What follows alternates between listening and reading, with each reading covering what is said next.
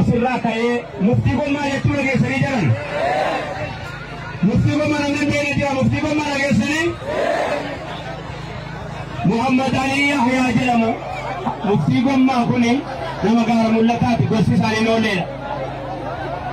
Asirraa kaanii gaafa jimmaa qubatan lafa isaanirra qubatan waan isaanirra ta'an ulamaa guddaa jimma beektu kanaatiif Baaqoyyaa Sabbaaxiiqii kan jedhamanutu lafa isaan ammarra jiranu gaafa sana keessa kaartaatti baaseen bakka isaan irra jiru yeroo hamtuu keessa gaafa bokkiftuu keessa utuu wallaalaan Harargee keessa bakki qubatanu jiru Harargee sheekii Harargeetti miti quba qabaadha. Shee Mahammad Zabuu sheeka Harargeetti miti quba qabaadha. Sheeka Islaamaati. Sheeka Waacuuti miti. Sheeka dhiyaa Harargeetti miti. Sheeka bahaa Harargeetti miti. Darasaan Jimmaa guuttee jirtu Waacuun iskoolaarshiip taateeti. Galatooma ulfaadhaa warri mana keessan keessa darasaa keessan sababa isin mana keessan keessa kaa'uutii ishee inni asii barsiisaa jira. Yeroo jalqabaatiif biyyattii kana keessatti namni hamma Shee Mahammad Zabuur darasaa walitti qabee hin jiru. Reekoordii cabse jaarsii. Hanganoo qofa jettanii Allahu Akbariis.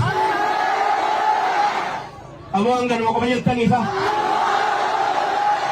Yeroo jalqabaatiif biyyattii Itoophiyaa kana keessatti namni hamma kootii bakka qubsuma ulamaa arge jire jedhee yaadu jiraachuun immoo ammadha.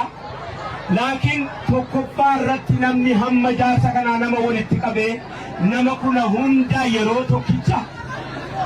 tokkicha riqicha ta'ee dildila ta'ee waa itti guuraa jiru takka takkitti hin jiru. Oromiyaa miti Itoophiyaa keessa hin jiru.